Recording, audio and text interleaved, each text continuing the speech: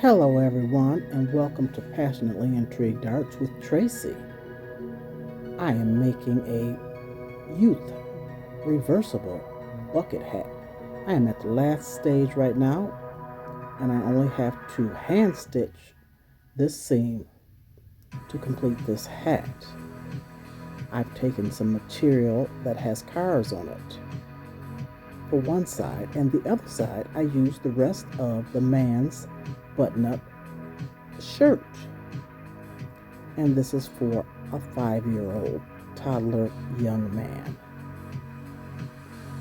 He is the brother to the young girl who will receive the dress that was made from the purple shirt, the men's button-up shirt.